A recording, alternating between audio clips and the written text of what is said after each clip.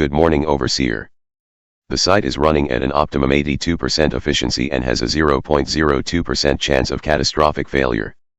You have a scheduled HR meeting at 4. And the loading bay will begin its weekly inspection after 8. Your debriefing today contains 2 files that are deemed of importance. You are advised to view all of these tapes immediately. Acknowledged.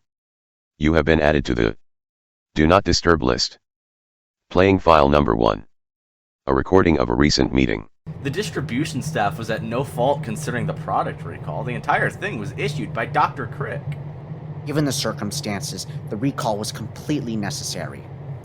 You cannot place blame on me or my department for a faulty, half-tested liability of a product. It was Jack Abrams, the head of finances, who pushed for an early product delivery. He's threatened to cut my division's funding multiple times if we didn't meet his ludicrous deadlines. He forcefully rushed our development of the non-annular poison and made preparations for a global release to pressure us as soon as we had a functional prototype, leaving only 2 weeks for us to test the formula when it was completed. This still doesn't explain your department's reasoning for globally recalling the product.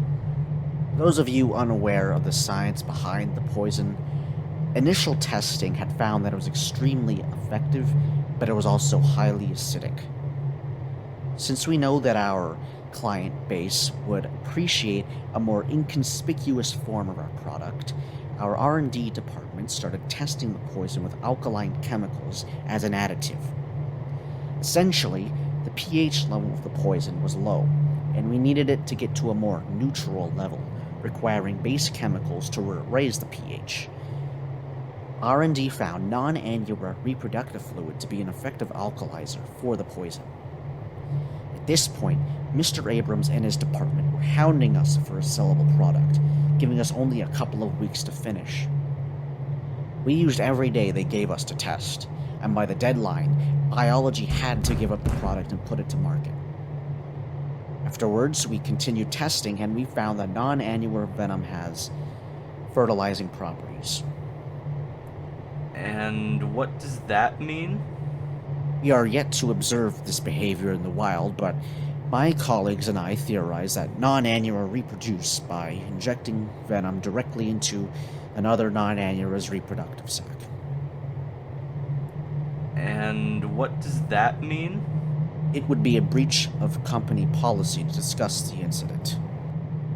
So who the hell authorized using reproductive fluid as a chemical additive over the plenty of other common alkalizers we could just purchase? And file number 1. Reading file number 2. A recent memo sent out to the shipping department. Citing. With all of the chaos that has transpired recently, it is understandable to make a few slight mistakes. But management has identified that we are missing an entire shipment of non-annular poison. Mistakes like these are unacceptable. I want every inch of company property searched until we find shipment 34C. End citation. And file number 2. Those were all of the important files in your debriefing, Overseer. Have a good day. And remember, the safety of the company is in your hands.